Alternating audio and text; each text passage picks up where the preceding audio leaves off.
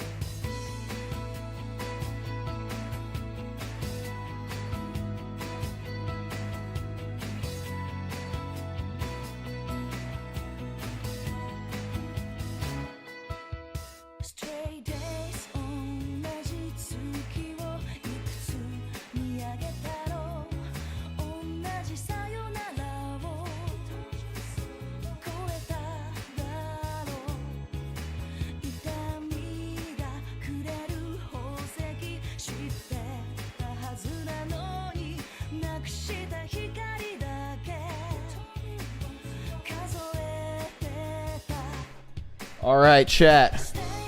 We're burning it in. We're doing it, baby. It's the moment you've all been waiting for. I need to turn Spotify the fuck down because I am yelling. All right, chat. It's me. It's Kyle. I mean, you've read the title. You know what's going down. We got beers. Hold on. Oh yeah. Oh yeah, baby. We beered up. I got a Mandarin Mango Crush beer from Dogfish Head. Moved us to the streaming channel. But yes. Ooh, I'm seeing it now. Oh yeah. Well, this can. It's part of like their art series, which I don't really know what that means, but the can's really cool looking. Got a little guy on. He's got a little cowboy hat. Gotcha. Alright. Sharing my virtual cam in there for you if you need to cut to it for any reason. Cool. I just have your, do you have your,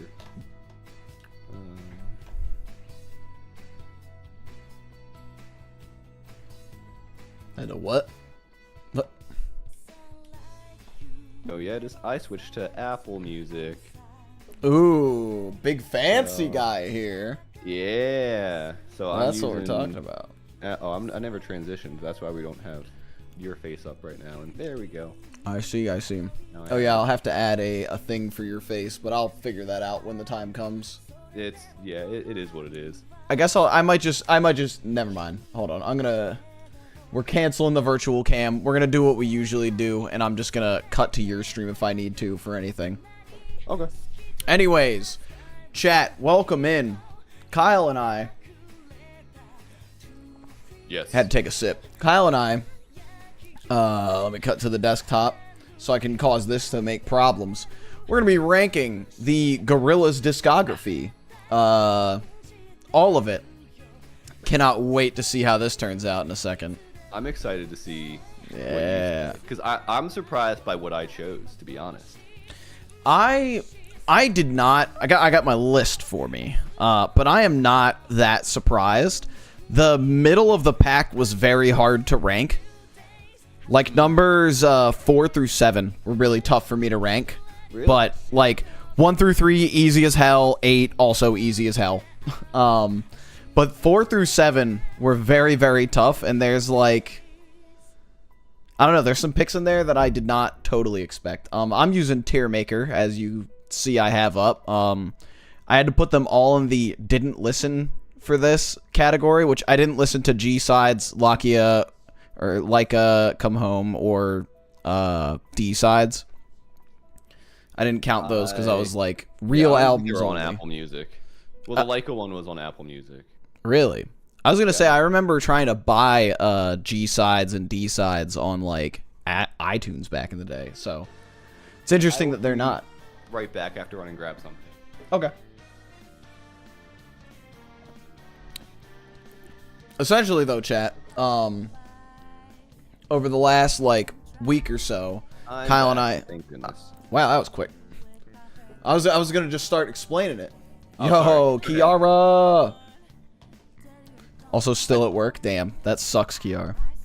I took some notes on some of the albums and songs because I know a couple albums that like I haven't listened to much before this. You would start talking about some of the song names, and I'd be like, I don't remember what that one sounded like. So this way I can, even if I don't remember, I know what my opinion was on that general song.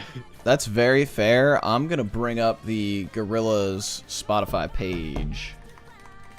That's a good one. That way I can reference specific tracks and all that stuff. I think my first thing to talk about is these guys really don't have a bad album. Even possibly a certain album that I was not as big of a fan of when it first came out. Still really, really good. I get the... You there, Kyle? I'm there, yeah. Okay. Where's your boy? I don't know, but I gave him his evening ritual, and he has been fed. So he's probably in the hut asleep now. Yeah, don't worry, Kiara. He fed me. Yeah. I will reveal immediately, my number 1 did not change after doing this, and neither did number 2 or 3. I think I have a feeling what your number... actually, I don't know what your number 1 is. It's 1 of 2. But... Yes. Which I assume your 1 and 2 are also the same. Maybe not same order, but not. like... Oh, really? Okay. Yeah. I think I have... it's not much of a hot take. I think it's just like a personal preference of mine. No, that's fair. Because, like, going into this, I know you really like Song Machine. Well, I know probably the one I've listened to the most. That is fair. I know you love that album. Yeah. So I know we're gonna differ on our placement for that one. Yeah. I put it up on my wall too, so I have it ready. Oh yeah, hold on. Right there. Let me cut back to that. Right yeah. there. Oh, I should have did that with I think I know I got Demon Days on vinyl. Or no, I know I have Plastic Beach. I can't remember if I have Demon Days or not. But either way, chat. Let's dive into this real quick. So the idea is going to be I've got all of the Gorillaz albums. I've put them in release order down here. It's not the order we're going to go in. We're going to reveal one at a time. We're going to go worst to best. So we're going to reveal, you know, album number 8 and then 7, 6, 5 and we're going to go up from there. I just scrambled them down here as to not like give anything away. Yeah. So all right. Do we want to just get it started here? I'll let you go ahead and start off with your least favorite, and I'll hold my breath. All right. As you do this. My least favorite Gorillaz album. Brrr, drum roll. Brrr, it's The Fall. I forgot about that one. Yeah.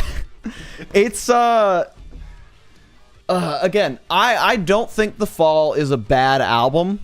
I think it was merely just an excuse to release Revolving Doors. Because that song's incredible. I love Revolving Doors, like, to death. But I think realistically, there's not a whole lot else to really love about that album. Let me pull my notes up so I can see what I remember about it. Biggest things I had to say was the album's very weird, even by Gorillaz standards, which I know the whole thing behind it was, I think Damon Albarn just, like, tried to see if he could make an album on an iPad in, like, 2009, 2010, which he did that. I'm very glad it exists, mainly because of Revolving Doors, but because of some of the other songs on there, like, I think it's Chi-Town is one, and that one was in I'm a giant fucking dork, and I play Left 4 Dead 2 with a Gorillaz music pack. But Chi-Town, I think, is what plays when you're getting attacked by the Horde, so I've got a lot of love for that. And then, like, I remember Hillbilly Man was one that I really liked upon revisiting. Yeah, there was some, like, tracks that I definitely slept on, but nothing that comes in comparison to, like, the rest of what we have here, including, like, you know, even number 7, which I'm going to talk about at length when I get there. But let's pop over to... Sorry, could you send me that link you have for your album of the year thing and see if I could use it too? I think I have to... tier list thing, I mean. I think I have to save it, but... Never mind, you don't have to worry about it then. Either that or... Oh, presentation mode. Oh, baby! I didn't realize I could do this. Hold on, let me try and send it to you. I'm gonna copy this link, and then you may just have to add Cracker Island. Okay. Because this was updated in 2020. Let me go back to presentation mode. That's so fun. I'll hold Spotify to the other monitor. Because I don't need to see Discord for any reason. But yeah, The Fall is, you know, it's kind of you could almost say it's like a B-sides album. You could almost say that. It's novelty. Mm-hmm. That was my take on it after my first listen. Was very much like, it seemed like something he just wanted to do for the sake of doing it. Yeah. And, like, some of it kind of feels like Plastic Beach, like B-sides, but not really, you know? Like, there's similar instrumentation. There's Bobby Womack coming back, but, like, you know. The Bobby Womack song was my favorite off of it, probably. Yeah, that was a good one. The Bobby and Phoenix. Yeah, Bobby and Phoenix was another one that surprised me coming back to it. Along with, it was either Joplin Spider or The Snake in Dallas. One of those two I liked a lot. But yeah, that's my feelings on The Fall. My 8th favorite Gorillaz album out of 8. Again, I don't think it's a bad album because I don't think they have a bad album. But yeah. All right, Kyle, I'm going to pop over to your... Are you getting everything ready over there? Yeah, he's opening up Cracker Island. How are we looking here? All right, we got it. It's a little... All right. I'm just going to go ahead and... I actually have a different pick than you, surprisingly. Really? And maybe it's because I didn't quite count The Fall, and if I listen to it one more time, I'd associate it. So, like, this is kind of with a grain of salt. So you're kind of on a like a seven album list. Yeah, I'm kind of more on a 7 album list right now, but I'll count it since you counted it, and I think I might like it a little bit better. Maybe it's just because it has the novelty to it. So even though the songs aren't as in depth, yeah, they're not as like fleshed out. Yeah, but I guess like that's part of the point. I think it could have been a little bit more experimental since he was already doing something. Like he was already experimenting with how he made music. Oh, that was another note I had on The Fall was it would have made a lot more sense if it came out like today. Like you know cuz like we have streaming and everything, like there's no risk to listening to it. It's like yeah, it would have made more sense to come out like today rather than 2010 when you're still like pressing CDs and begging people to buy albums on iTunes where they have to like spend all this money. Like it's nice that you could just pay for revolving doors, which is what I did back in the day, but like it would have made so much more sense in the streaming era. No, yeah, and especially because like they're a pretty like experimental band to begin with. I like listened to that and I was like, I kind of wish like if this was just like field recording noises, I think I would have found it more like it was a safe it was a too safe of an experiment. Like there was just like loops and I don't know. I think like, going far off the deep end with it would have been much more interesting for a band like Gorillaz to do. That is fair. But yeah, again, I'll just remind that this did come out in 2010 where he still had to sell albums. So impossible selling an album. Yeah. You can never. Ain't nobody buying those no business albums, you know what I'm saying? I'm waiting for the vinyl pressing. I have one in my living room. Really? Yeah. We're not selling them. Kiara just made it for, what's it called? For Christmas. And then she got me a cassette of it for my birthday this year. Aw. That's so cool. I got the only copies of Snitch on physical. All right. I'm going to go ahead and put Fall right there.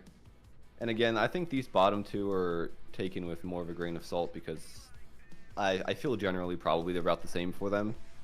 But I think the reason why I'm putting this one on my 8th is because it's an actual like album. So it's like I feel like the standards for it should just be higher. Yeah. And this is where I probably like earlier you said that you don't think they have a bad album. I think it's not unlistenable, but for Gorillaz standards, I think the Now was kind of a snooze fest for me. Ooh, yeah, we differ a lot on that. Really? Yeah, I like the Now.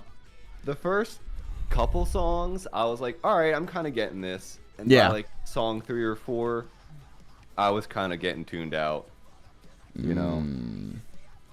So I'm interested to see what I assume that would have been your number 7 probably. Or no, number 7. No, it is not my number 7. But one of the last notes I put when I was taking my notes was trying not to check out in reference to listening to CqBwAfFlEs. And then the album ended, and I went, "What? It's over already?" Yeah. Nothing happened. I will say it does end very abruptly. Yeah. And I think because like all the other albums are very saturated, like they're all long. Yeah. Yeah, so that is true. Like here's 10 songs, and it ends in like 40 minutes, something like that. Like humans by comparison, the year before, without the deluxe edition, is 20 tracks long. Yeah. Which, like, a bunch of those are interludes, but, like, still, it's 20 fucking tracks. Mm-hmm. And then you add 5 more actual songs with the deluxe edition. And then what, like, the Song Machine was longer than I remember it being. I did not remember that thing having 17 tracks. Half of them are, I don't know how it's listed on Spotify, but Opium Down is bonus tracks. Oh, really? Okay. Yeah. So 12 to 17 are all bonus, and then so it's just 1 to 11 is the main. Gotcha. And then, regular Cracker Island's only 10 tracks, which is wild. But the deluxe is like 15. Yeah, I listened to the deluxe of that too. Yeah. See, I disagree on the Now. And funny enough, I think one of my notes was it almost feels like The Fall again, but basically The Fall, if Humans is the plastic beach of that point in time, then the Now is The Fall. Like, the Now kind of feels like, here's some more just Gorillaz tracks, whereas Humans is like, here's this big blowout album, a ton of like features and all that stuff. You know what I'm saying? I feel like comparing the Now to the Fall, though, it's not a compliment because you just put the Fall last. Yes, but I like the Now better. Because it's more like actual songs, and there is more than one song I'm actually going to revisit here. Like, I like Humility a lot. I like Trans a lot. I love Lake Zurich, even though it's an instrumental one. Fireflies is real good. It is a much slower album, though, so I definitely understand, like, trying hard not to check out. Yeah. I'll talk more at length about it when we get to my ranking of it. I also wrote that nothing about that album, sorry, I'm going to be a little harsh, I guess, just because that's how I wrote it, but I said nothing about that album felt inherently Gorillaz. I mean, and I might disagree on that in terms of, like, the first couple songs, but I listening to it, I was like, I feel like any, like, indie alternative band could write something that sounded like this, and it wouldn't be that special. I'm very excited to get to my takes on it, because just as a question, when did you you started listening to Gorillaz with like the Song Machine, right? I listened a little bit before here and there, but it was never like a full in-depth listen. Okay. So the Song Machine was like the first one where I was really like listening to, and especially because I was listening the whole like album release, because like every month and a half they would release a new song with a whole music video. So it was that was crazy. I'll check it out. Yeah, it was 2020. Bad time, but also a great time. Strange times, if you will. Amen. Amen to that. All right. Oh, yeah, we got some streamception going on over here. Yeah, we do. Yeah, we do. This is gonna happen. This is gonna happen more than once tonight, chat. You're gonna just have to get over it. All right.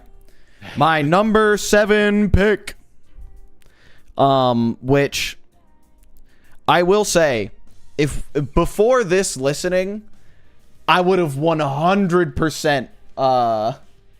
I would have put this one last before the new listening that we've done. And that album is Humans. Dang. Yeah, now you're gonna have to come with me. As somebody who was very, very into the Gorillaz since like I'd say like 2007, 2008, Humans was maybe the biggest letdown that I have had outside of like post-hiatus Fall Out Boy. And it sucks because like even rolling into Humans, like I think I have my notes listed. The comeback album, they're coming off of a 7-year hiatus. My hype is like through the roof. I loved all 3 out of the 4 leading singles because they dropped 4 singles in one day. Really?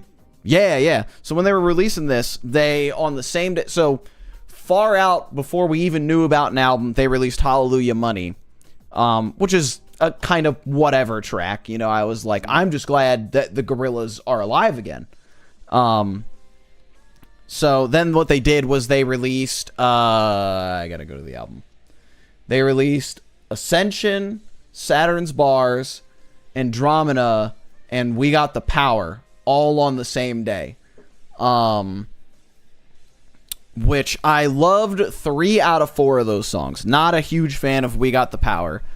And my hype was through the roof, though, because I was just like, oh, these are awesome. They're using, like, really good features with, like, Vince Staples being on it. Yeah. So, like, again, and Dram, and, like, my hype is, like, through the fucking roof for this album. They keep releasing songs, which I think the next single was Let Me Out, which Pusha T, Mavis Staples, like, that's a great one as well. I was like, there's no possible way this album is bad. And then it came out, and God, man, it disappointed the fuck out of me. Like, I think a lot of my gripes come with, like, I think a lot of my gripes still come from the hype, which is why I wanted to, like, re-listen, kind of just, like, clear my head, re-listen to it, but it's like, man, there's a lot of ass on this thing. And this fucker is 26 tracks long. You could have easily condensed that to, like, 10 and the interludes, and you could have had a pretty good album. But, like, you leave on these fucking doo-doo butt stank tracks like Sex Murder Party, fucking We Got the Power, Hallelujah Money's, like, okay. Yeah, like, you leave on these fucking terrible tracks. You extend it out with 5 more tracks that are also not great. Like, it was just, like, it was so much, like, quantity over quality. And, like, the songs that are good here are still good. Like, Ascension is still a great song. Strobe Light's awesome. Saturn Bars is pretty good. Like, I'm not gonna hate on that one at all. Moments is fun. It's not, like, anything crazy. Submission was my introduction to Danny Brown, so I'm thankful for that. Charger is an interesting idea, but, like, I'm falling asleep halfway through it because it's the same damn thing over and over again. I love Andromeda, but, like, Dram just is, like, non-existent on that song, and then they put out a separate version with more Dram. And I think the biggest thing that, and a lot of people had the same problem as me when this album came out, is that 2D is basically fucking absent. The one song that is just the Gorillaz on this, other than the interludes, is Busted in Blue. And that's just a fucking Damon Albarn song. That is not a Gorillaz song in the slightest. So, like, I fucking just... re-listening to it, I was like, wow, there's a lot more that I like about this album. But there's just some real fucking stinkers on this thing. And, like...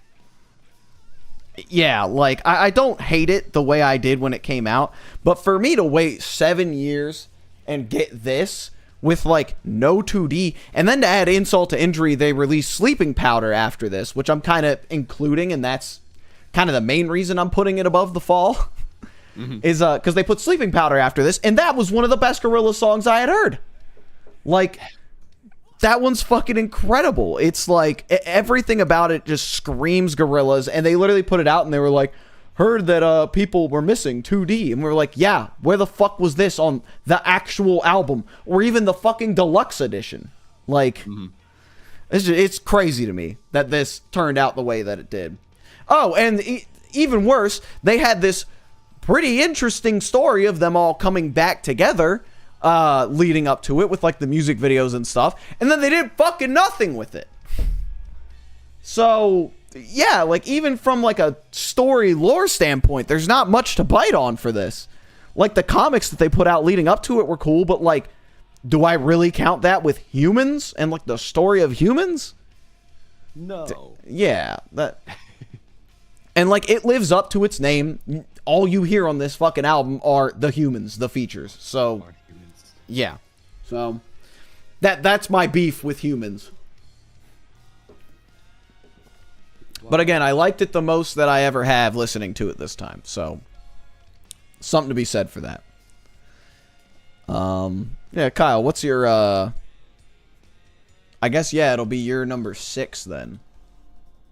You're right. It is my number 6. Humans is my number 6. Yeah. There we go. I don't think I hated it as much as you. That's fair. You don't got the context. Yeah, I don't have that context. If I was expecting a good album and got that, I'd be more disappointed. Yeah. But for me, I thought there was a decent bit of solid songs, similar to the Now Now. I was kind of like brought in with the first few songs because what do you got? You got the Vince Staples. Oh my God, song, yeah.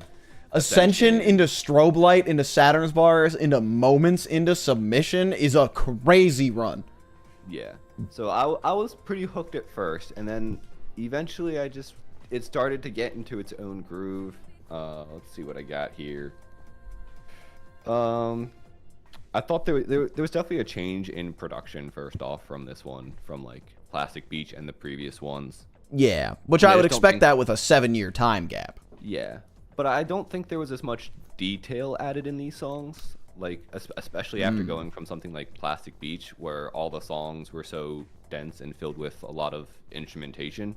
Yeah, these ones felt more structured as pop songs. That is fair. It felt like a toned down version of Gorillaz. I have a note in here that I thought was a good way to put it, which I was actually like self-titled or no, just in general, like what. Oh, okay, like toned down. Yeah, I got you. I got you. A note I put under Andromeda that like kind of reflected a lot of the album. I was just like, it's a great example of a solid song, but not up to the rest of like the older Gorillaz standards. And I felt like some of the instrumentation was just lacking in like density, and especially by the time I got to that point in the album, because what's that song 10? I'm like, yeah, you got to go through Charger. Like, this like having albums this long worked when they put out material that was filled with all this crazy instrumentation and kind of flowing through so many different genres, and I feel like we didn't get that as strong in here. This just felt like a weak Gorillaz performance. Yeah, that is fair. But there definitely are some songs in here that I'm pretty impressed with. But I also agree, Sex Murder Party. That song came on, I was like, this better be like really cool to have a name like that. And I was like, this is stupid. It's not. It does not earn that fucking title whatsoever. This is yeah. I thought and maybe it's just because I'm a little biased for where is it? Oh, Out of Body. I thought that one was pretty fun, but it's also because I'm a huge Kilo Kish fan. I have her album right under the BoJack Horseman one, and I love that album so much. I don't really remember that one. I think the only deluxe track I remember is The Apprentice. I wrote a note that saying one's all right. It kind of gave me like Kiro Bonito vibes, but less like with like less pep and like more of like a darker Skrilla kind of turn to it. But just I wrote KKB and did a smiley face next to it. Let's go. And I was like, yeah. But like I think that was just because at that point it was like the closest thing to something interesting that I felt like I got to. Because I went back and listened to it again today and I wasn't as impressed. In many songs, that's the most interesting thing you're gonna be hearing. Yeah. Yeah. I think the biggest my biggest last note on this one is and I note this many times throughout my listening, Damon Albarn has his fucking ear to the ground. Because, like, again, like, we know who all these fucking people are now, and, like, a lot of them had, like, decent hits at this point. But to be featuring, like, again, like, Vince Staples in 2017, like, Kali Uchis, still rocking with De La Soul, which I was very happy about. Danny Brown in 2017. And he took both of them on tour. I got to see Danny Brown and Vince Staples on the fucking Humans tour. That's sick. Yeah. Did I mention they didn't play Feel Good Inc. on that tour? Really? Yeah, I definitely left that arena a little suicidal after that, but it's fine. But yeah, it was really cool, and I was glad to get to hear those songs with the features like live and in person. I wish I was more into them like I am now, but you know, that's what I get for not being as into it. But yeah, I note that I think on Demon Days, don't remember if I noted it with self-titled because of Dell, but I also just love Dell, so. All right. You want me to do my number 5? Yeah, your number 5, yeah. This might shock you, Wait, why is it your number 6? Oh, wait, number 6. I messed up. I miscounted. Oh, it's because I hopped in the middle, and since you did Fall as 8, I just kind of... Yeah, you did 2 at once. I kind of did 2 at once, yeah. So now I'm on my number 6. This might be crazy to you, but it's the now. Woo! Yeah. We're still keeping the same 3 at the bottom here. But yeah, the now. My biggest note was like it's a nice, simpler album, and was definitely what we needed to hear after the kind of dumpster fire that Humans caused. It definitely feels like a very big response to everybody's complaints about like not enough 2D, because I think most of the songs, there's like two songs with features, the one with Snoop Dogg and then Hollywood with Snoop Dogg and Humility with George Benson. So it definitely feels like a very knee-jerk reaction to like, hey, we need to put out more stuff with 2D. The people were not happy with the previous effort of like all features. I made my comment already about how it kind of feels like The Fall compared to Humans being Plastic Beach, where it feels like they had these tracks kind of like on the back burner and they were like, well, we'll release them if we have to, and then they kind of did. Lore-wise, this one was really funny, because Murdoch was in prison, technically, for this entire album cycle, and they had Ace from the Powerpuff Girls playing bass. Forgot about that. Yeah, that was a very fun time.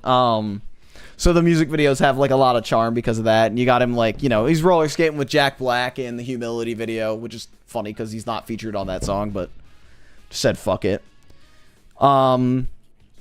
I said the highs are not as high, specifically as, like, Humans, but there are no low points on this album where I'm like, man, I hate this song, or I just dislike this song. So, yeah, that's kind of my reasoning of why it's at 6, is it's just like, there's nothing egregiously bad, but I think, kind of like you were saying, I would have wanted more effort. Not even more effort, like something a little more, like, to chew on. Pushed a little more Gorillaz, if you will. And I said it was really nice to have an instrumental track back in the form of Lake Zurich. I was listening to that at the gym and I was just kind of like, ooh, wow, I'm loving this. But yeah, like the good songs, like the first 3 songs and then Fireflies are like very, very good, solid singles. Yeah, I don't really got much else to say about that other than like, this one I think stays at the top of my list because it was so refreshing getting this after Humans. Like, I'm out of beer now. But there's always a pause, and I go, "What happened?" And then there's the stream delay, and I see you down in your beer back, and I go, "Oh, yeah, beer." yeah, taking a sip. Yeah. But yeah, that's kind of all I got. Is it was very refreshing to get this after Humans, and it was nice to have like a Gorillaz album again, not just Damon Albarn and friends. Yeah. Let's see you'll be on number 5, yeah? Number 5, yeah. Number 5. Do you want me to stay in front actually, or do you want to, since I did 2 at once, or do you not care? You can stay in front. Okay. I like getting your opinions as somebody who like was not around for like late. Came in late. Yeah. Who didn't know what good music was until like 2018. Well, the best part is, like, again, you don't have the context for a lot of these, so I think your, like, opinion of the flat-out albums for a lot of them is, like, a little bit more pure than mine. Because, again, my perception of Humans is always going to be tainted due to the release of it. Same thing with, like, the Now. Like, I hold that one a little higher because of, like, the actual release of it. Yeah, that's fair. And now number 5 will be Cracker Island. Ooh. Yeah, this might be where we differ. 'Cause I know we differ a lot on that one. I still think it's a solid album. I think there's more misses than I would. Well, not full misses, but I think there's just weaker tracks. But I mean, songs like Cracker Island. I mean, that's got to be one of their best songs ever. That song, when that was the first single, I was like, this album's gonna be life changing. And then, then the rest of the songs kind of came out. Unfortunately, that was like the second song, the Oil with Stevie Nicks. I just don't think their voices blended very well. Oh, really? And that's coming from which other songs that I'll talk about later that I think Damon could blend with like anybody. That one, I don't know. Just like his deadpan like vocals with her like raspiness, I was like, this just doesn't. I don't know. Something about it just felt off. That's fair. Yeah. I should need to pull up the track list because I abbreviated some of these. So yeah, I've got it up. It is a shame that the 2 best songs were singles and there was nothing like. Yeah. Nothing like super like deep to dig into. Yeah. Past like Cracker Island and New Gold for me. I like Oil a lot personally. I think that song rocks. Yeah. Yeah. The Tired Influencer, I think I liked it instrumentally, but I also just kind of felt like it never really got anywhere. I was like, oh, this is nice, and then after 3 minutes or however long it kind of ended, I think it needed like another phase. But for what it gave, I thought it was still pretty solid. Yeah, I did put that down as my one low point on Cracker Island is Tired Influencer. I think it's just lyrically I don't like that fucking song. Yeah, that's fair. Yeah. Silent Running I liked. There's Yeah. a part in it that I thought was nice. New Gold, groovy. I didn't think the rapper did a super great job, but it That's was still fair. pretty fun, so it's hard. Like, I can't really take away that many points. But Yeah. just like, I don't know, in terms of the rap artists that they've had and stuff, I don't know. But Yeah. I do in my notes just have New Gold in all caps with 3 exclamation points. Yeah. And I love that goddamn song.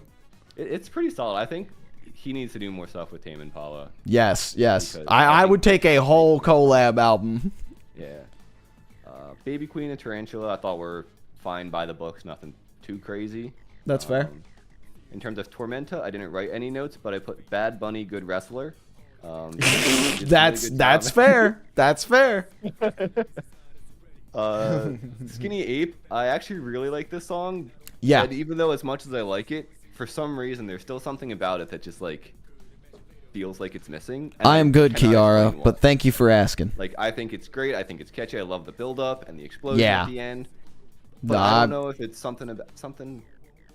I think it's just a me thing because no one else has mentioned it. Everyone else like the song's great, and I'm like, I agree, but like, don't you think there's? And everyone's like, no. So I think that's just me being a little weird. I did get I got the fiber bars And at the door, if that's what you're thing I talking about. was Possession Island. Is that the last? Yeah, that's the last one before the deluxe ones. Yeah. But I said that's a sweet song, but the trumpet came out of nowhere and kind of scared the crap out of me, and I didn't really know how to feel about it. Oh, yeah? Yeah. I was like, listen, I was like, okay, we're going, and then all of a sudden I was like, it's probably a bit of an exaggeration, but yeah. My opinion, for the most part, didn't change on this from when I heard it last year or 2 years ago. Last year. Last year. Yeah. I I keep thought forgetting it that was- this came out in 2023. That's crazy to me. Yeah. I thought it was solid. If we're giving numbers, I gave it like a 6 out of 10, which is typically like a fairly positive. It typically kind of means there's a couple misses, but ultimately the good songs were solid, if not That's great. fair. I probably would have rocked it at like a 8. Okay. Yeah. I liked it a lot, personally. I do think it is their, and this might give away my rankings a little bit, I do think it's their best album since coming back together. Ooh. That breaks my heart a little bit. Yeah. All right. My number 5. And this is, I think we might just have these swapped, but Yeah, I was gonna say I think you just spoiled it for me, so. might have. Well, it's gotta be one of them. But yeah, number 5 is the song. Wait. Yeah, the Song Machine is number 5. I had to look at my fucking rankings again because it can go again like really 4 through. These two could swap at any point. Whenever I get to that one, but yeah. Song Machine. I really loved the lead up to it. I loved that a lot. I think my biggest issue is that like other than the very cool presentation and release schedule, I don't have a whole lot of songs that I like reach for on it, you know? Really? Like there's some really good ones on it that I like a lot. Like Valley of the Pagans, Pac-Man, Ares, De Soleil, and Momentary Bliss. But yeah, there's just not a whole lot I reach for on here. Like, I think everything is very well done. I do like all of the tracks, even the bonus tracks. I was still like kind of grooving to. Yeah, they're fun. But again, like the record release, like rollout, that's kind of what like keeps this one like very much in my good graces. What else did I have to say? I did say that I wish there was more like kind of connecting the tracks and stuff, because like you got this really, really cool rollout where it's like episodic and there's like a music video for each one. And then there wasn't much to like connect these within the album, but I know it's also kind of like a anthology album kind of thing. It's very similar to Demon Days in that way, where it's just kind of like, this is a collection of like short stories, more or less. Yeah, I feel like each song is meant to be their own contained little world. Yeah. That's how I feel about this one and Demon Days. I just, you know, I like how Demon Days does it better. And maybe that's because I've owned Demon Days physically several times, and like the actual presentation of like the CD booklet and everything is amazing for that album. Yeah. And also, not to talk too much about Demon Days, but I feel like it does a great job of having a lot of varied songs, but still they all feel connected no matter what genre they're jumping to next. It's because the production kind of blends it all very well. Yeah, like this one doesn't connect a whole lot. It's more of just like, here's 17 really good songs that we threw together, and we released them in this really cool episodic fashion in the pandemic. Like, it was awesome having that happening. And like you said, like every month or so we were getting the new track. I did list it as Demon Days 2 in my fucking notes, so. And then I think my last note was, where the fuck is Volume 2? Dude, do you know how butthurt I was? I remember watching an interview with Damon at the end of 2020, yeah. And someone asked him, like, oh, so what's next? He's like, oh, well, I don't see why we wouldn't start, like, take a month off in January next year and start recording after that. I'm like, oh my gosh, we're getting Volume 2 next year. And then nothing. And it was Cracker Island. Yeah. Cracker Island 3 years later. Yeah. 3 years later. Oh, yeah. That's... Well, I guess 2.5, because I guess Song Machine technically released like end of 2020. Yeah, I think February. Yeah. So probably closer to 2 years, I guess, which isn't as bad. Yeah, that's fair. Yeah. All right, let's get the Kyle number 4. Number 4. Number 15. What is it? All right, so here's where I have to do my disclaimer, because at this point, I think they're all fantastic. They're at this point, well, minus the ones obviously that we're not going to rank. Yeah. But get them bitches Days, out of the way. Plastic Beach, Self-Titled, and Song Machine. A lot of these it was tough, and I think a lot of it just comes at this point. It comes down to personal preference. Yes, for me, absolutely. If someone else wanted to rank these 4 differently, I would totally get it. If you know, I wouldn't be like, no way, how could you do that? Other ones, I'd be like, I don't know, man. These, I think it just comes up to personal opinion at this point. But mine, I think is going to be Plastic Beach. Wow. I honestly thought this might be like my favorite when going and listening to them all. Because I don't know why. I just was like, oh yeah, that's one that's generally like considered the best. And sometimes with bands like this, I'm just like, I tend to agree with just like the public opinion. That's fair. Not because I want to, just works out that way. Yeah. But I don't know. I think it's all great. I think the instrumentation is very dense and it's a beautiful album. But I kind of listen to it and I just kind of end going like, okay, yeah. Like, I'm not, and maybe it's just because it's a bit more low-key. I don't even know if low-key is the right word. What do I... That's fair. There are not a whole lot of, like, there's no, like, Feel Good Inc. equivalent or, like, anything that's, like, fast on this one. There's, like, Stylo, kinda.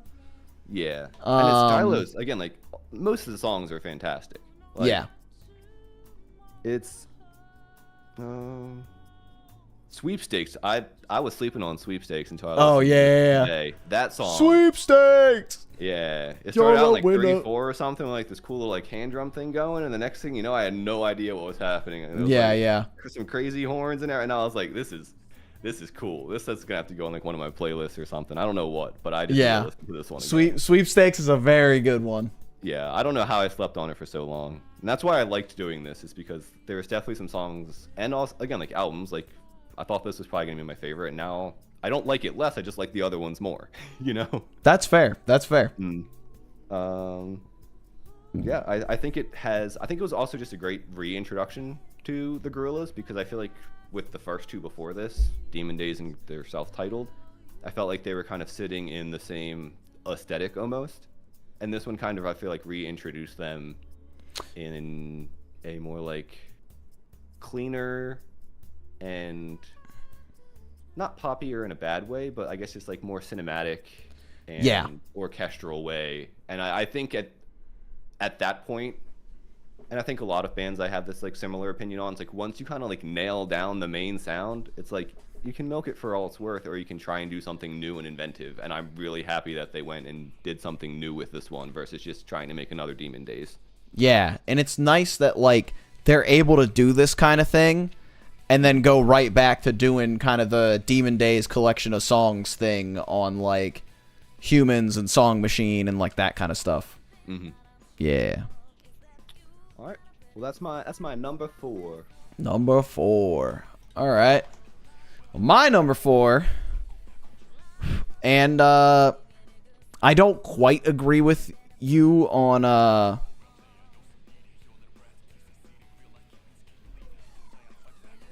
You're missing Cracker Island, if that's what I am. Yeah, that's what I was confused about there for a second. Mm-hmm. I don't need that one yet. Really? Yeah, not quite yet. Dang. Yeah. It's because I'm a simpleton. There we go. Get that bitch in there. There we go. Kiara's home! Heyo. How you doing? I had a feeling. Yeah. 44. Big money. I still work Sunday. I know. My poor baby. Kiara just got back from work. She's on 44 hours of work this week, and she still has to work Sunday. Heyo. Yeah. What's Kiara's favorite Gorillaz album? Yeah, Kiara, Kyle's asking, what's your favorite Gorillaz album? You've heard them all I don't know. by virtue of being in a relationship with me. I know. I remember the road trip. We listened to every single one. That we did on the way to Charlotte. What do you got, Kiara? I don't know. Out of all of them, got a favorite song? No. Nothing. Nothing. Nothing. Sorry. Damn. Sorry to disappoint. We tried. Oh, this is new. What? Yeah, I moved it so I could have my speakers in the middle, but I don't know if I like it because the monitor's sitting too high. Dog attack! Intermission here. I'm getting beaten to death by my dog. Otto's doing some brawling. He is. He had his DI. Oh, yeah. Yeah, he had that. He had his Benadryl. He had his tear stain bite. I was on it. Wow, you got the whole thing, Bubby. Usually it's just dinner. I'm shocked. I know. Well, it was like right when we started streaming, I was like, hey, Kyle, can I go do Otto's nightly routine real quick? And he was like, yeah, sure. I'm going to go vegetate for the next 12 hours. Have fun. Yay. All right. Back to number 4. My top 3, I feel like, to me, are... No, it's really just my top 2. I think are interchangeable, and both of them are same quality standards of, like, these two are incredible, interchangeable at any time, except for I know which one is my favorite and will always be. But yeah, number 4 can kind of flip-flop with, like 3 through 5 can kind of flip-flop with each other, depending on the day. But number 4 is self-titled, the OG. Ooh. Yeah. I had a feeling it was gonna be that one. Yeah. What did my notes say for self-titled?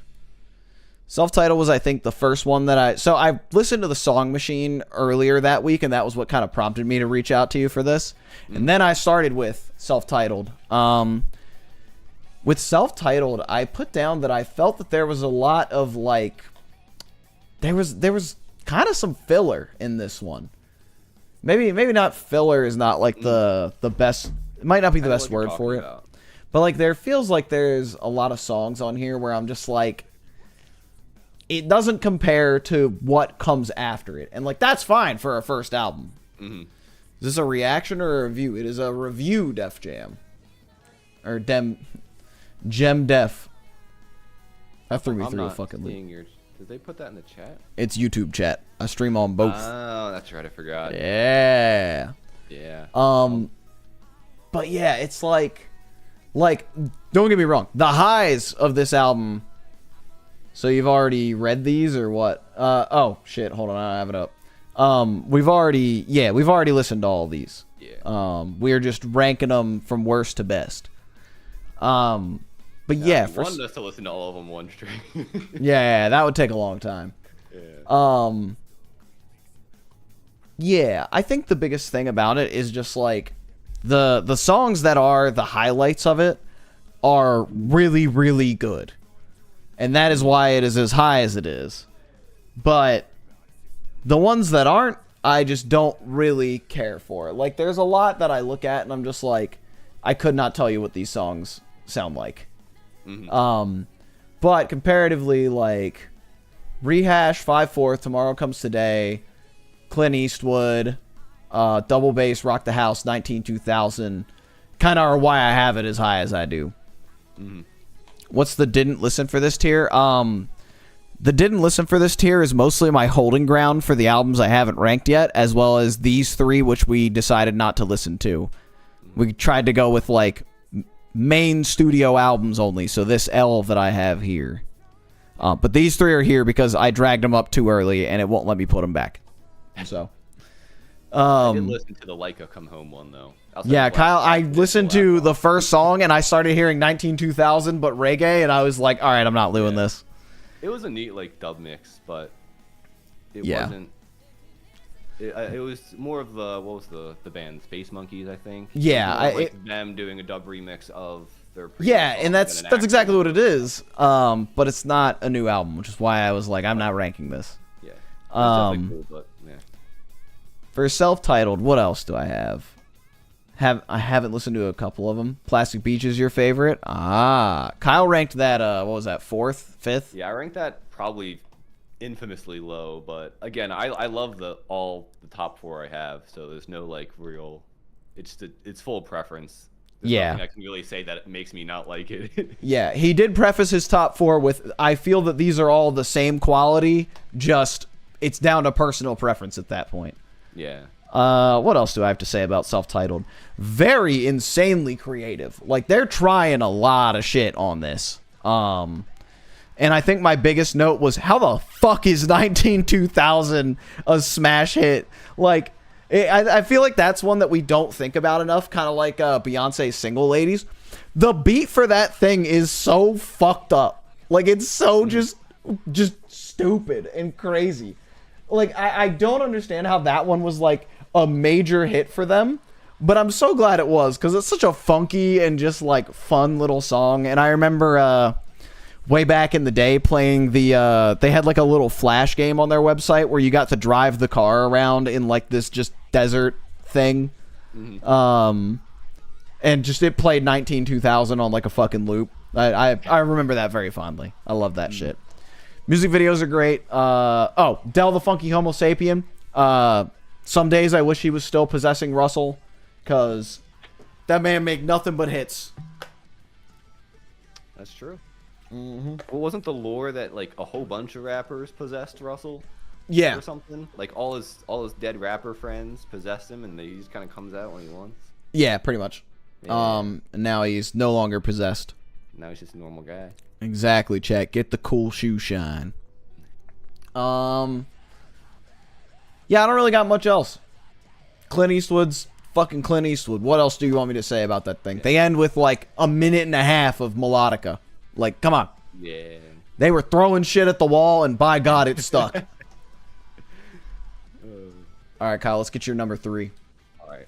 I was staying mostly quiet during that because my number 3 is the self-titled Gorillaz. That's fair. That's fair. Yeah. I actually really liked it. For some of the reasons that you said it was a little lower on your list is the reason why it's higher on mine. I love that it was just kind of all over the place. I love that there was so many songs that didn't fit the typical pop structure. And I feel like you were saying, I didn't know there was that little web browser game, but like I'm listening to this and I feel like I'm in that buggy just like driving around the desert, and like each song is just a different area I pass by. Like that, like I'm sitting, I'm like, and I think that's what makes it so great. Is sometimes you're just cruising, and then sometimes you're cruising and you hit Clint Eastwood, a total banger, and you're like, oh yeah, and then you're going back and you're cruising through some like just like incredible instrumentation. I love the more like raw production that this one has, and it definitely has more like a punkier side to it, which I think is definitely why it's up higher for me. I just prefer a more punkier style production. It also makes a lot of sense because he's coming fresh off a Blur for this. So like this was the first one. First Gorillaz song I listened to was the Ed Case remix of Clint Eastwood. I think that's the one that's on the album, right? Yeah. Oh yeah. Yeah, no, a lot of my notes are just about how like I love the more grittier production of it all. That's fair. But I do agree though. 2000. I wrote. It feels like I got a bad power up in a video game because of all like the slightly detuned instrumentation going on. I was like, I feel like I'm poisoned and like something's wrong with me. Ooh, on the radio in New Mexico's but, like, in fun. a complimentary way because I really love that one. Yeah, I love that people have been memeing that song with that. It's that video where it's just like when I eat 500 pounds of magnets and walk through the pots and pans aisle. Yeah. I'm gonna find that for us real quick, chat, because that shit makes me cackle every time. Yeah, no, but I think just all the instrumentation on this one was great. Anything The immediate. I'm already hooting and hollering because of the fucking Gary's Mod clanking sound. Yeah, like let me stop Spotify. For Dirty Bass, I said love how it builds a space to explore versus just using like a standard pop structure. So that was definitely oh, I actually said for Rock the House, I felt like it almost had like a Plastic Beach-esque tone to it. Ooh, that is because it was a little bit brighter toned and less punky and darker. And that is had, like some fun and horns and whistles.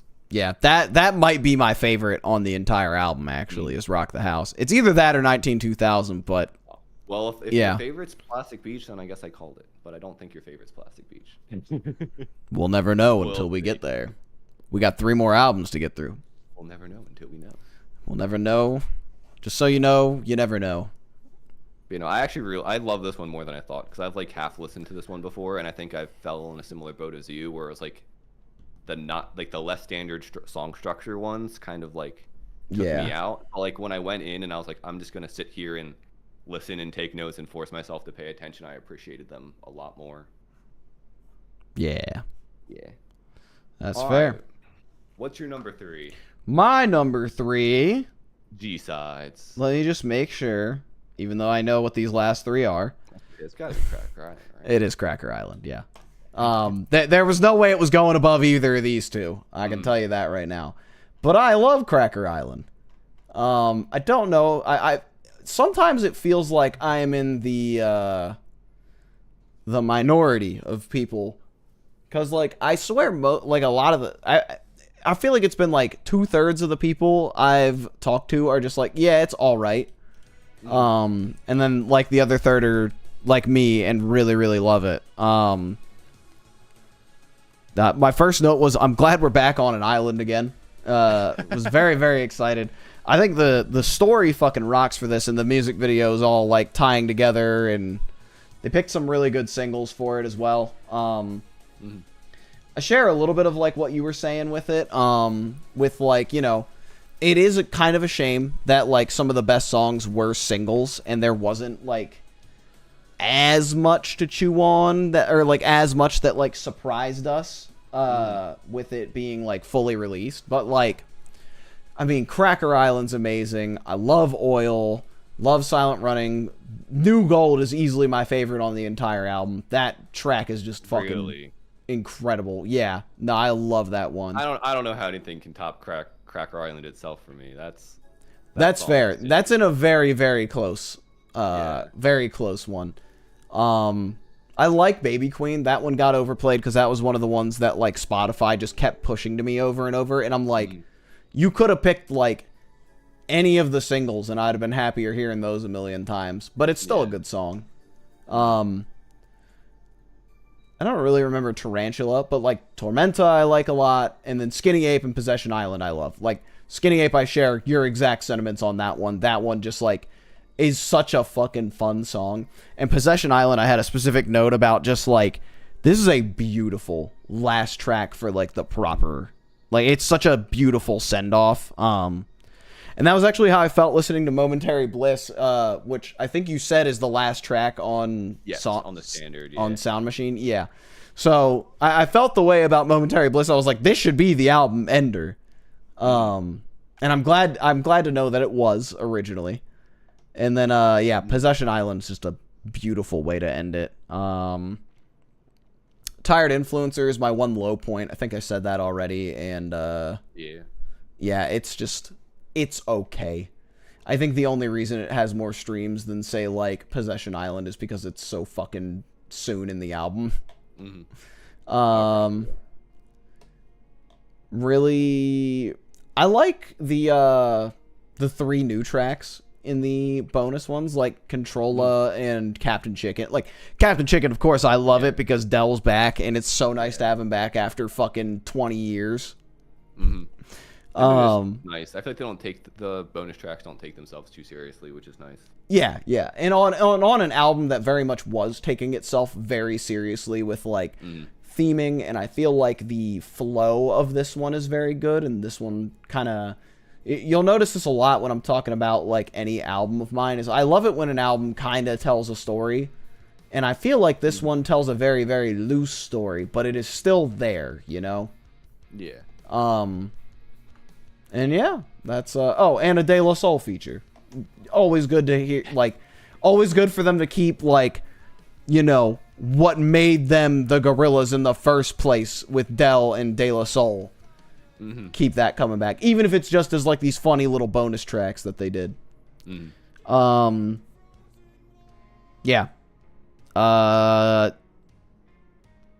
Cool. Yeah, I said the features are all 10 out of 10s on this.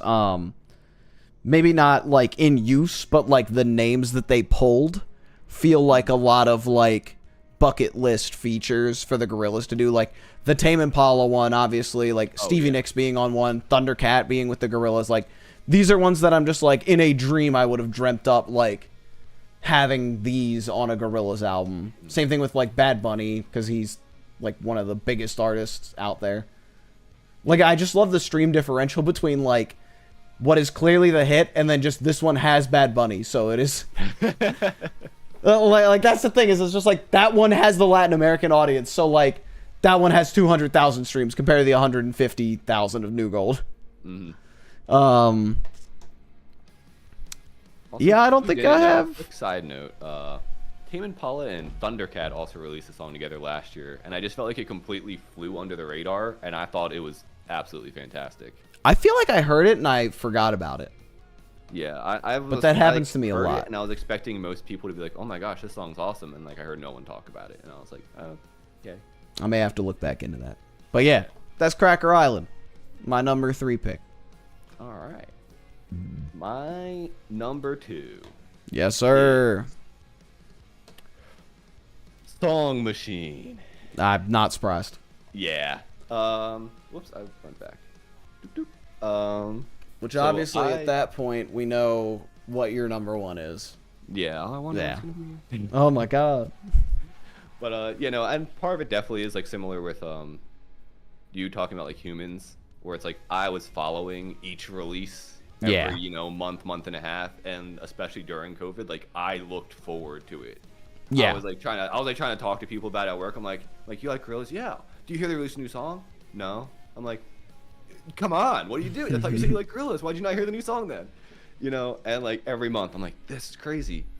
Yeah. And I think, and I've said this before about the self-title as well, but I think I like this one for some of the reasons that you didn't, which is I just like the fact that each song is its own world encapsulated, and there isn't much flow between them. I like the fact that it's Here's Strange Times, this very outer space feeling, weird, like psychedelic-esque like track with these weird pianos and like super, you know, distorted and modulated horns and whatnot, and you go from that to like some super like pop and groovy song with Valley of the Pagans. Yeah. And you just go everywhere. Like you don't know what you're getting into with each one.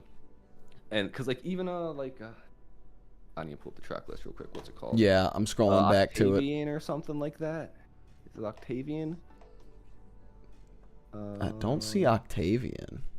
Did I just make that word up then? No, there is a Gorillaz song called Octavian's that. the feature.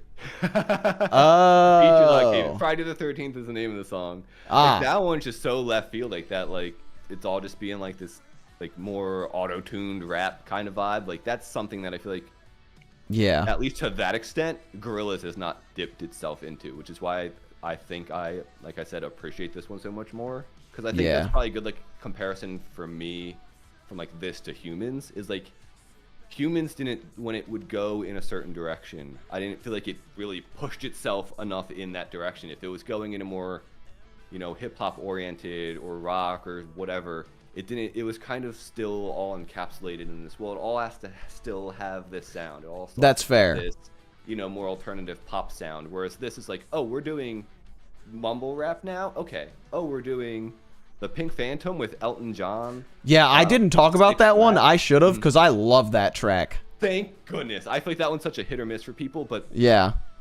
I think I love it so much because on paper it shouldn't work at all. Like, No, those features should not ever be together, but it works so well.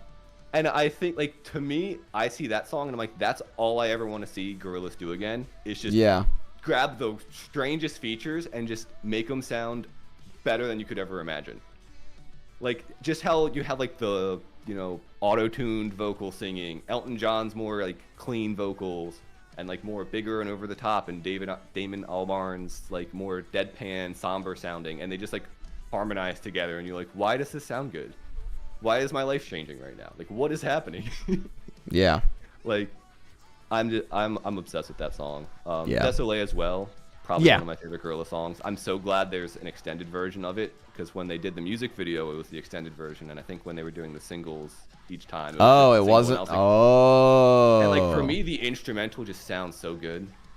So like that little like extra like minute outro for me, I'm just like, yes, thank you. Let me just like sit here and bathe in this beautiful piece.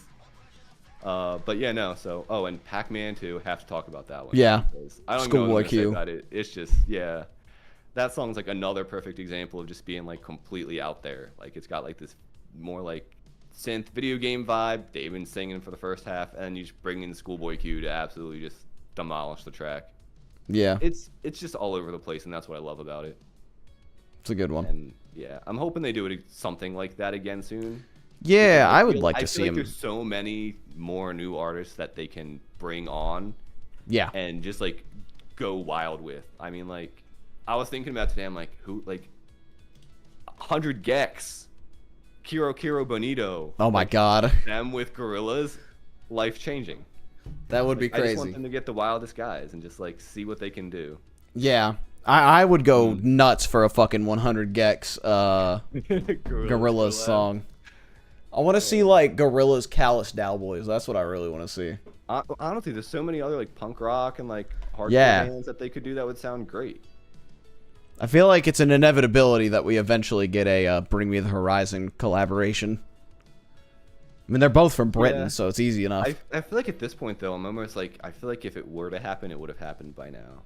That is fair. I mean? That is like, fair. I would love for it to happen, but like I feel like 2020 would have been the perfect time for that to happen, because that was what post-survival. Yeah. For them, and it's also a song which like, there's just so much. Like for me, this is like peak them showing like here's what we can do when we really just like we take what an artist is doing and we go to their pocket and we show what we can do there versus trying to bring another artist into the Gorillaz world, I guess, which is I feel like what Humans did more or less.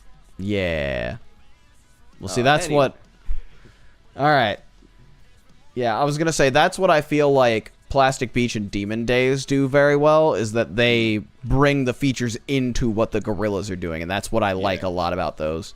And to the same extent, like the tracks I like on Humans, the tracks I like on Cracker Island, like that's people being brought into the Gorillaz world very, very well. Mm-hmm. All right. Number 2, which is going to reveal number 1 as well. My number 2 is Demon Days. Really? Yeah.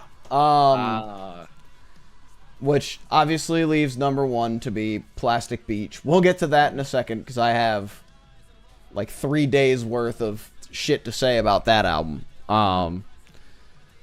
But Demon Days, I described this as the... Listening to Demon Days makes me feel like... You know the scene towards the end of Ratatouille where the food critic eats the ratatouille and is sent back to his childhood? Yeah. That's what Demon Days is for me. I fucking start listening to this album and I am in my childhood bedroom at the age of like 8. Song, like CD insert in hand, listening to Demon Days on my shitty little blue and yellow CD, like Fisher-Price CD player. Yeah, that is how I feel about that album. I love this album to death. It's got, we've touched on it a lot. It's got incredible variety. It does a beautiful job of bringing in all these features. And I think this was the one where like, I was like, this man's ear is to the ground. This guy knows what the fuck is going on in music and is using all of these people like we would have never fucking thought of. Like, not a lot of them are listed, but obviously like De La Soul on Feel Good Inc. is not fucking listed. Booty Brown on Dirty Harry, fucking crazy. He's actually the rapper that comes back for New Gold, which is crazy because he sounds more like Danny Brown on that one, on Dirty Harry. Yeah, that's true. November Has Come featuring fucking MF Doom. Like, does it really? Yeah, that's who's on November Has Come. Like I said, I don't know all the rappers on each song. Yeah, because they don't have the listed. fucking features listed, and I get pissed off of it. But yeah, it's MF Doom on that one. But for those reasons, I also don't like it. So I guess the idea is that they're part of the Gorillaz. You know what I mean? Yeah. But or like, you know, they're one of the rappers. It's one of the rappers possessing Dell. You know, or not possessing Dell, possessing Russell. Yeah. But yeah, you know how I found out that MF Doom's the one on November Has Come? It was the day MF Doom died. And they posted the tour video of like MF Doom rapping November Has Come that they would play on like the Demon Days tour. That's how I found out he was on that song. Tragic fucking day. And then it made me sad about a rapper dying who like I had never really listened to before. There's not a single there's not a single fucking track on this album that I would say is anything less than good, like really good. I think the closest you get, no, I'm not even gonna say that because I would have said Every Planet We Reach, but still I love that one. Like, I think that's maybe the song I like the least, but like, you know, this one's got like, it's got the variety of the other ones. It's got fucking incredible use of features. And back when it was on a goddamn CD I fucking borrowed from the library, it had incredible transitions in between the album, in between the songs, and it's gone in the streaming versions. Really? Yeah. So like specifically, like there's a lot of them within it. The transition from intro to Last Living Souls is like a lot smoother. They basically added like dead space on the end of songs for no fucking reason in these streaming versions, and it makes me so goddamn mad to this day. But yeah, like there's a lot of space in between intro and Last Living Souls, and then Dirty Harry into Feel Good Inc. is an incredible transition in the original format But fuck you if you listen to it on streaming and don't have old library copy of it, because You know what? I wonder if Apple Music has them, because I remember that transition happening when I was listening on Apple Music. like the children are still laughing, and then Feel Good Inc.'s laugh starts while the children are laughing. I'm playing it right now just so I can see. Oops, I'm on the wrong side. Yeah. Why is it not letting me play Dirty Harry?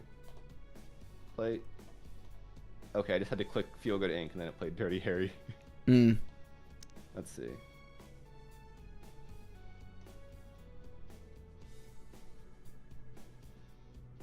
Okay, now it's glitching. Hold on. Alright. Yeah, like if I put a crossfade in, it would do it, but I'm not gonna fuck up the rest of my music for that. Okay. Oh, I'm stupid. I'm an idiot. What? I had the song repeat on, so it just kept looping Dirty Harry. Nice. There was a bit of a stutter, but it still has that transition. Like And maybe it was just because it was being a little weird, because I remember when I heard that when I was listening again, I was like, I don't remember it transitioning like that. Like, it going from like, like, I didn't remember that. And I was like, is that crazy? Nah, it like full stops on Spotify at least. And that's Interesting. one of the things I fucking hate, because it's like, here, I'm gonna play it real quick and hopefully not get copyright claimed. Yeah. Fucking the laughter of the children. Yeah, like it fully stops and then goes into it. And I gotta go back to the stream playlist now.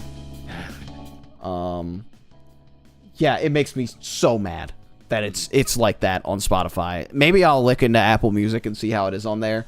But I swear, like, I bought the album on iTunes at one point, and like it was still like that. So I don't know, maybe you got a crossfade on, or maybe you're just Apple Music is better. I cannot find any settings. I've been struggling to find settings for Apple Music because nice. I think, like, I mean, they got like the lossless audio and stuff like that, and I was like, let me see if normalization's on and stuff like that, and I was like, look, I don't think it is. I think it's just auto off, which I love and also hate, because I'll be in the car and playing a song from like the 1960s and then a song from like the 2000s comes on and it's like, oh. I'm like, gotta turn this one down. Yeah. I'm like, we invented loud music. Indeed we did. Yeah. Thank Chris Lord Algae. But yeah, I went from one crappy company to another, but I was getting annoyed by, I felt like every month I was seeing Spotify doing something annoying, and I was like, you know what? Yeah. Apple has like the allegedly like lossless audio and whatnot, so I'll give it a try. Worst comes to worst, I switch back. Yeah, I did want to try that out, especially since like I don't really pay for my Spotify. I'm on a family plan with my brother. Yeah. I'm still on the free month right now for Apple Music, so. You got that. Yeah, I might try that out. Yeah. But yeah, by God, I love this fucking album. I wish all the features were listed so I knew exactly who was on each song, but it's fine. I'll get over it. Going back to their discography. I mean, I know it's the main fucking song from it, but Feel Good Inc.'s my easy favorite. Oh yeah. I mean, I've said to you before, I think Feel Good Inc. is not only their best song, but also probably one of the best songs of the 2000s. Yeah. At least in my opinion. Like, easily. And when I go on my little demon days rant, I'll kind of talk about why, but it's... Yeah. And that also kind of goes back to what I said about Plastic Beach and how, like, typically with bands like this, sometimes I just agree with the general public, and that's the perfect example of that. Yeah. Where it's like, yeah, that's the most popular one, and I agree. It's there for a reason. Like... Yeah. It is what else? Oh, I didn't even talk about Dare. What a fucking song. Oh, yeah. Absolute club bangers coming out of these guys. Fire coming out of the monkey's head is fucking great. And then the last two tracks of Don't Get Lost in Heaven and Demon Days, really loved that they closed the show that I saw them at with those two songs. Ooh, It's a beautiful thing. that's awesome. It almost made up for them not playing Feel Good Inc. Almost. They did. They just waited for you to leave. Yeah. They waited for everybody to leave. Mhm. Yeah. Yeah, not enough good things in the world to say about Demon Days. I fucking love that album. It's incredible. Amen to that. Yeah. That is. Which, Kyle, perfect transition, because that's your number one. Actually, Oh my G-sides. god. No. Yeah, no. Demon Days. Like I said, going in, I assumed probably Plastic Beach was gonna take the cake, but I do just like the more raw, similar to their first one. I feel like the production was just like more raw and grittier on this one. Even like the intro song, it felt like something I'd hear as like a Gruntilda's Lair and like Banjo Kazooie kind of vibe. Yeah. Like it fuses so many different sounds together, not just the intro, but like the whole album. And again, like the more punky raw aesthetic over top of all of it is just what really sets it apart for me. Green World, probably, and this I had an opinion on a couple months ago because I went back and kind of listened to a couple off this album again, and I was like, Green World is just like one of the most insane tracks that like I've ever heard. Like, it just goes, and not even just this song, but like there's so much more in this album that just goes from like basically one genre to another. Yeah. Like, it's got like this crazy whacked out beat, and then you just go to like this more like acoustic or clean guitar and like green, like folk almost. Yeah. Like, what is you're sitting there basically just like what I was saying about the Pink Phantom, whereas like you're sitting there and you're like, what is going on and why does it sound so good and how on earth did he make any of this work? Like, and I was literally thinking that throughout the entire album. I was like, and again, I've listened to this here and there, you know, throughout the years, you know, 5-10 years or however long, but like I never really sat down and listened, and I feel like that just like made me appreciate what was happening and all the detail. And again, I'll go back to Green World again because there's so much, because I was like, what's a cool Gorillaz song that maybe I could like cover? And I'm listening to it and I'm like, there's like so many moving parts to this. Yeah. I was like, I need one that like doesn't have rapping in it because I don't want to try to rap somebody else's rap. And also it just would not sound good. But so I listened to that and I'm like, this is just like, what is it? Yeah, I just think they bled all the styles together so well. The amount of times I have on like my notes here, like, oh, this is punky, or oh, this is funky, and then just, oh, now there's like these strings coming in. And actually, because you said something about, what's it called? Every Planet We Reach is Dead. Yeah. I actually really liked that one. No, I really like that song too. I don't know what the fuck I was talking about. Like the vocal harmonies now. on it, I thought were great.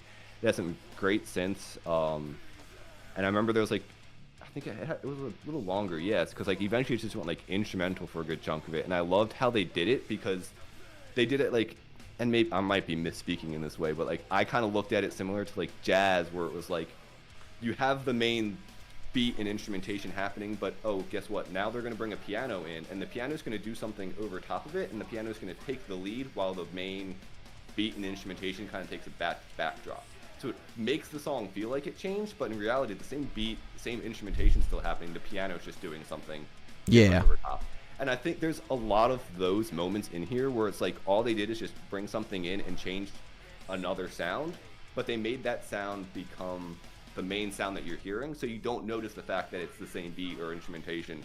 So they use that like very well to just be like, hey, basically same song, just different style, and that's what makes it work, going from pop to funk to rap to folk to whatever the heck they wanted to go to. Even like the Fire Out of the Monkeys. Fire Out of the Monkeys, what? Question mark?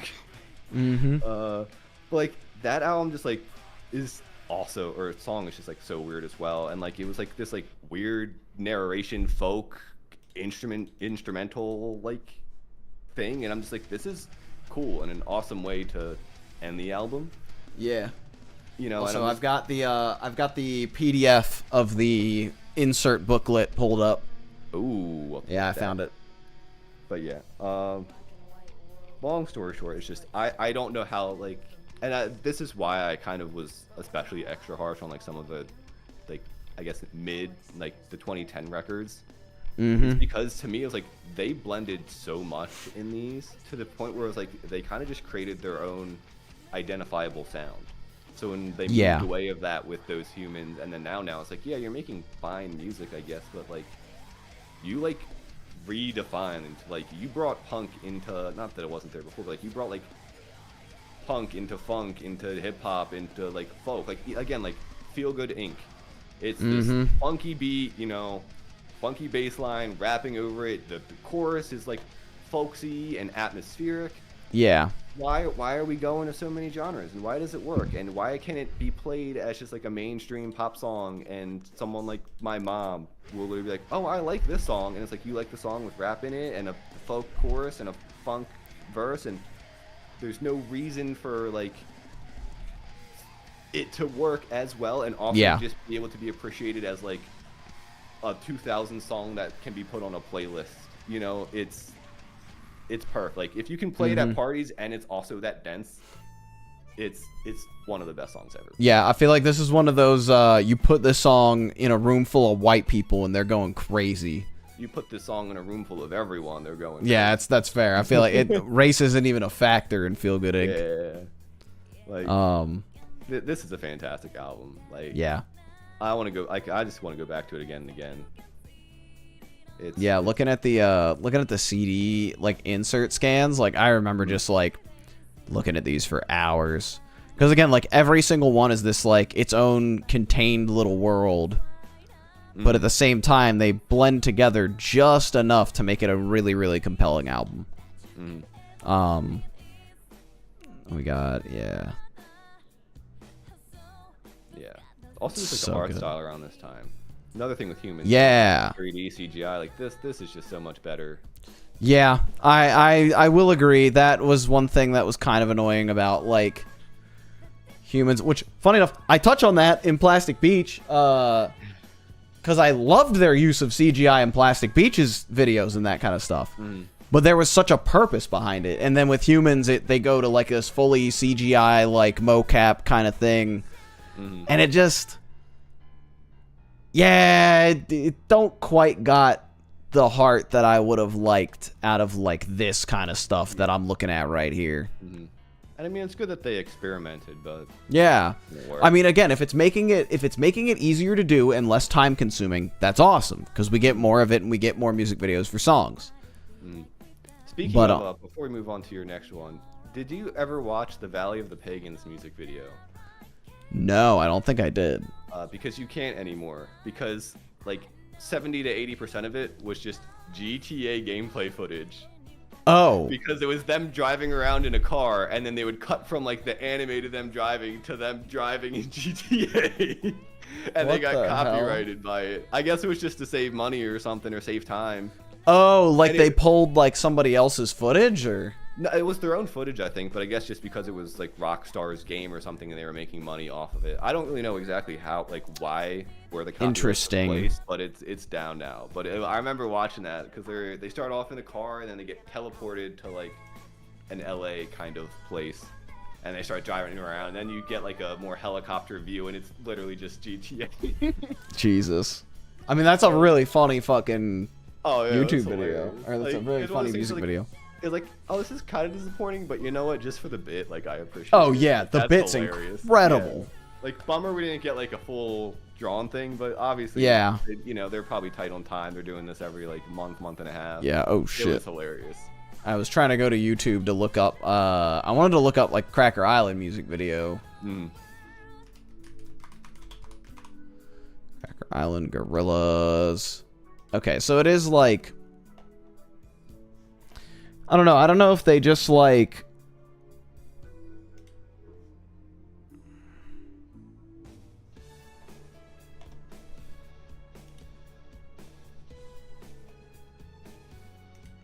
Yeah, I don't know if they just like improved the models a lot from like the eras that I was not digging as much, but you know, I like the Cracker Island models more than like the humans ones. Yeah. Like it was very CGI. Yeah. It's definitely CGI'd. Since I watched them. Or at least it looks CGI'd. But yeah, I'd love to see them go back to like a more 2D, pun intended, yeah. Like a more 2D style. But yeah, the top of the mountain, the pinnacle, Plastic Beach. Ayo. Yeah, I love this album. This album is actually what got me to start experimenting with like synths and stuff like that, because I had never touched one, and then there was like a day where I was just listening to Plastic Beach on one of my many re-listens I've done over the many years that I've loved this album, like, and there was just something where I was like, why could I not put synths like this in like the weird metal punk music that I'm making anyways, like. So obviously it's got a lot of like love because of that, but you know, it was my favorite leading into this listening session. Obviously nothing changed, and I didn't expect it to. I love this album front to back. I love that it is a much more like cinematic concept-y album. You know, there's like a very clear like line being drawn through this that is like, you know, it's I don't really know what else I can say other than just like it goes. There's a lovely story being told here. All of the tracks flow beautifully into one another. Lot of fucking features, but I think they're all used so well that I don't mind them at all. No, I think they're all used very well. And a good amount are like instrumental features, like the Hypnotic Brass Ensemble, Sinofia Viva, maybe Mark E. Smith, unless he's the one speaking on Glitter Freeze. Yeah,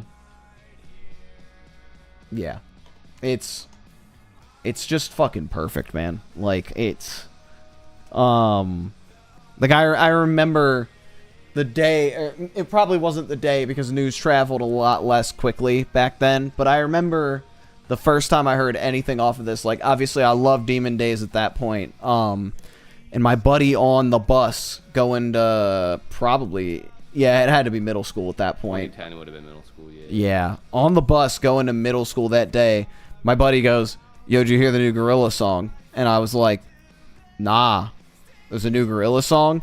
He pulled up his fucking, like, iPod Nano or something like that, which he had the fucking music video on. And we just, like, shared an earbud listening to Stylo, because that was the first single. And my mind was fucking blown. Like, I didn't know who the fuck Bruce Willis was, but I was like, holy shit, there's, like, a very big time. Guy. Yeah, I was like, there's a bald guy.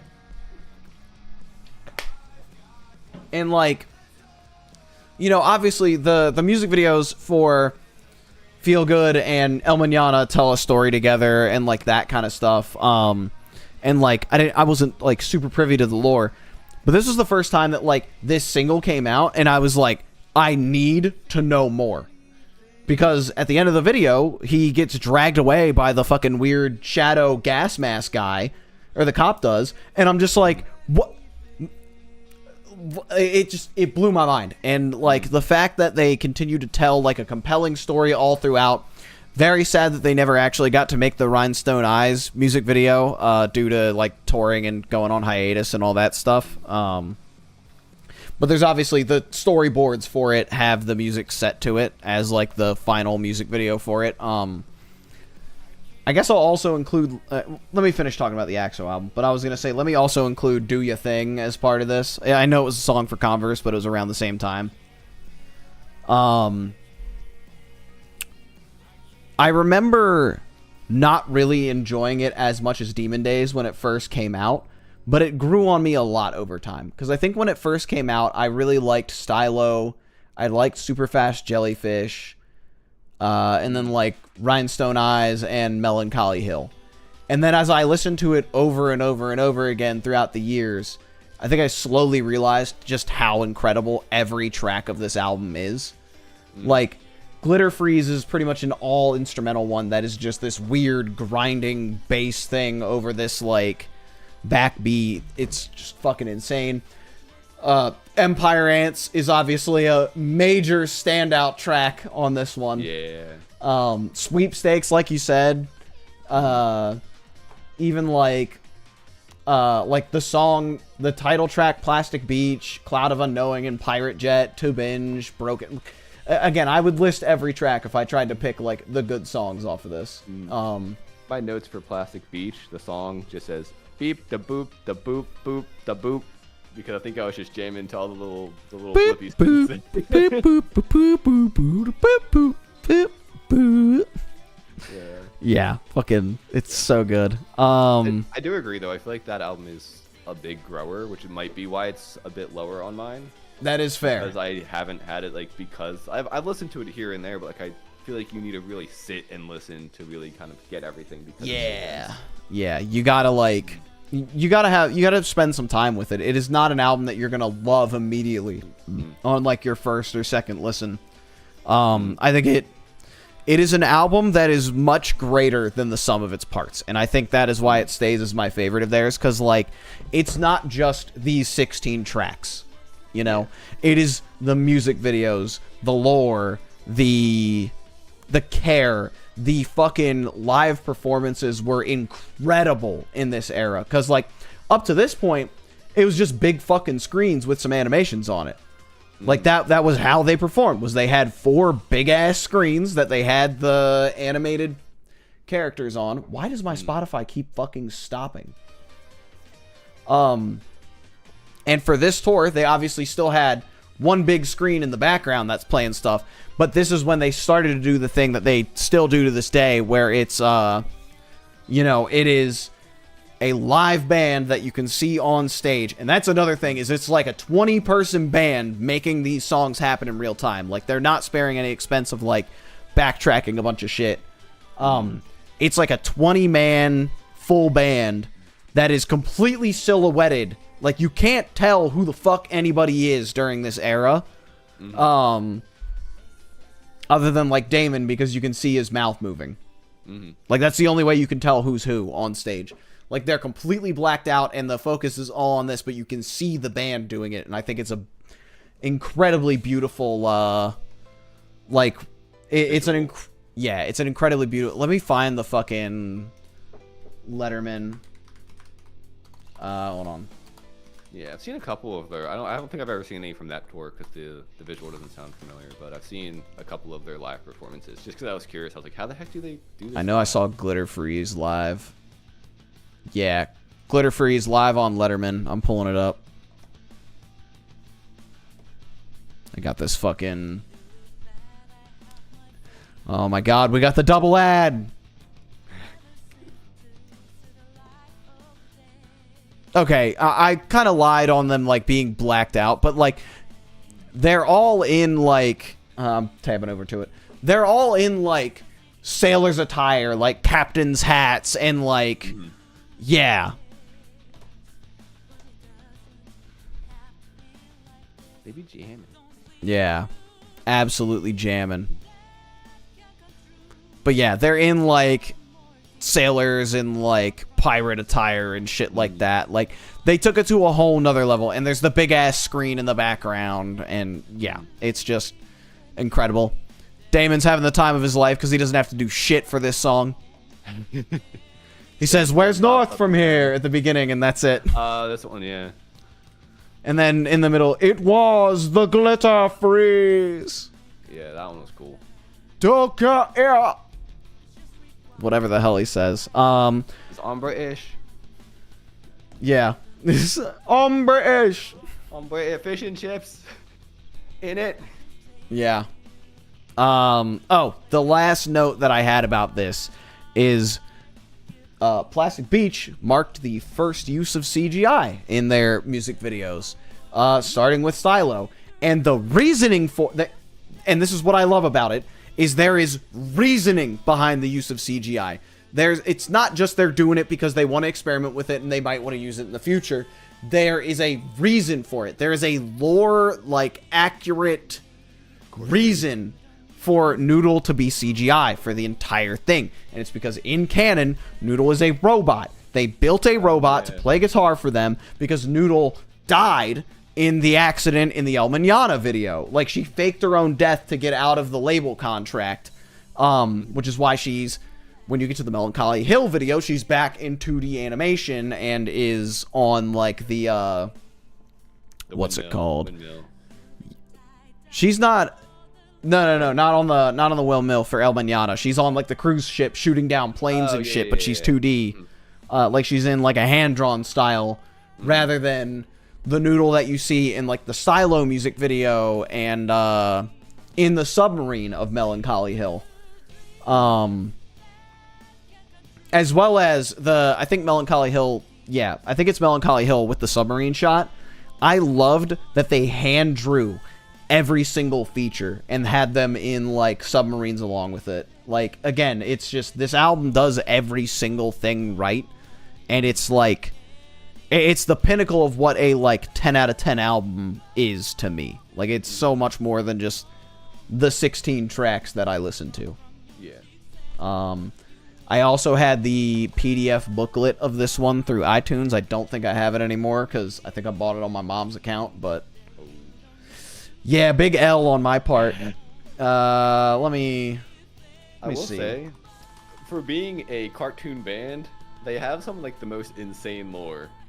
Yes. You could imagine. Like, oh, but it's you a can cartoon do band, so that. I do, like, cartoony band things. No. Yeah. Guess what? 2D?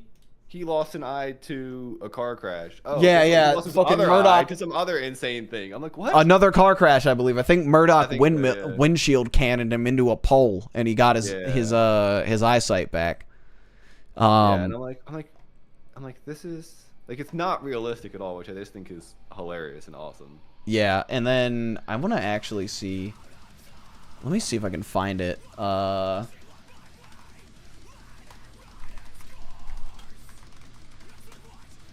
trying to see Gorillaz through the years, see if I can. Yeah, perfect. The phase pictures. There we go. I'm pulling it up. Huh. Oh, cool. Interesting. I didn't know. I would have thought he got the white back in his eyes in phase 4. Because it's them coming back after, like, 7 years of not doing stuff. But he gets it back with phase 5. Which, like, there is a reason for that. There's never not a reason for these character design or character changes and stuff, you know? Yeah. But yeah.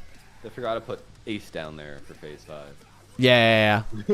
They should have included him somehow, but there's Murdoch in prison. Yeah. And then, what else? When did Russell lose the spirits?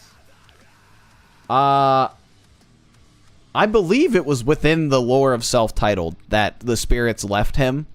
Really? Yeah, his eyes just stayed like that. Oh. Yeah. I assumed it would have been at least through the demon days. Yeah. But. Nah, he did lose the spirits with that. Or maybe it was after Demon Days or something.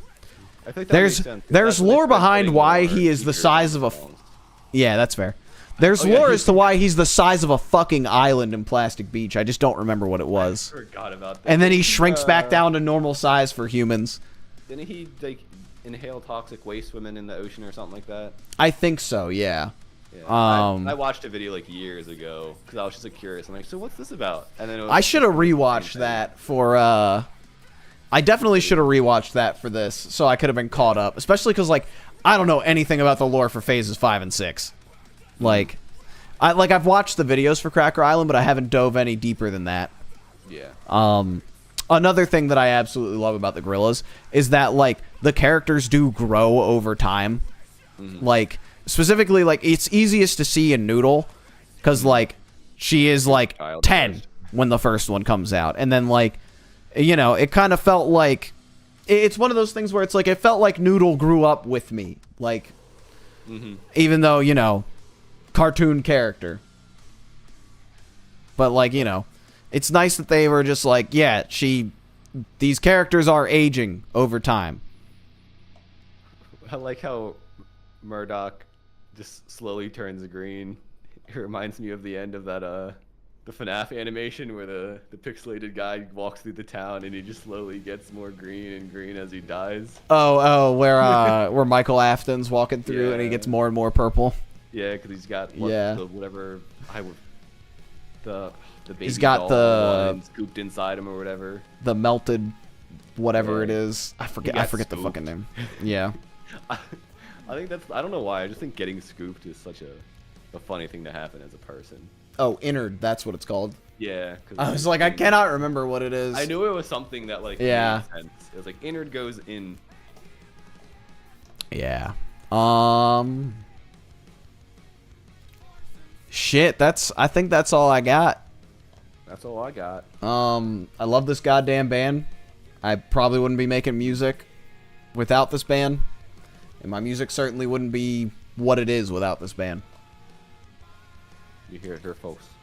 Yeah. Paul's making Demon Days 2. We're getting close. We're getting close to that point with the not the EP that we're working on right now. Like the EP that we're working on is admittedly 3 old songs and an intro we've been playing for months, but it's new to everybody else. It's new to me. And I don't live in Florida. And we did touch up the old songs. Like only one of them even stayed structurally the same. But that was the one where I was just like, this one is good already. Like it doesn't really need to change that much. Very excited. We got all the vocals done yesterday. I saw that. Did all my is there a date? Nope. Estimated date? Nope. No scoop that Not Very Radio can let out first? Nope. I'll have more information on that when we record drums in August. Cause that'll be my scoop. Yeah, that's your scoop, is that drums are being recorded in August and will be much closer to a release at that point. Yeah. Yeah. I'll after we get off stream, I'll play you the demos if you want to hear them real quick. I would love to hear them. Hell yeah. All right. You got anything else to say to chat before I rate us out to Hayden? Hi, Hayden. But I guess I should have waited until we rated out to him. But then he also wouldn't hear me, so. That's fair. That's fair. Why do I have to scroll so far down to find... Okay, following. Thank you. Quick filters. There we go. All right, chat. Thanks for chilling, watching us rank the Gorillaz albums. Appreciate you all very, very much. That's all I got. Show Hayden a good time. Kyle, thanks for hanging out. Of course. This was a great idea if you want to do it again. But with we got to think of it. We got to think of another band that has like enough albums to do this, you know? Yeah. Because like I would actually no. Unfortunately, I think we have to do Panic at the Disco. I would do that again. Yeah. Okay. I would just do that in general. That'd be a good one. Yeah, I feel like that's the next one that we could do. Because, like, we could do a Fall Out Boy one, but that's going to be way more fun for me. Whereas I feel like Panic, you and I will get equal amounts of enjoyment out of doing that one. Yeah. Unfortunately, for the Panic one, though, there's going to be a lot less, this album's really great moments. There's going to be a lot less. I like this one, but it's at the bottom of the list. There's going to be, this is bad. This is bad. It's number... Oh, this means, if we do that, though, that means I'm going to actually have to listen to Pray for the Wicked and Viva Las Vengeance.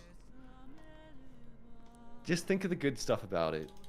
There is nothing good about either of those. I mean, listen, I didn't like Viva Las Vengeance a lot, but I at least appreciated the fact that he did everything, I think, like, he did recorded all. Yeah, he did, like, no auto-tune and stuff. Yeah, which I thought was a neat, like, I think even, like... All right, it's auto rating in 5 seconds. Goodbye, chat. Okay, Panic at the Disco next time. Bye-bye.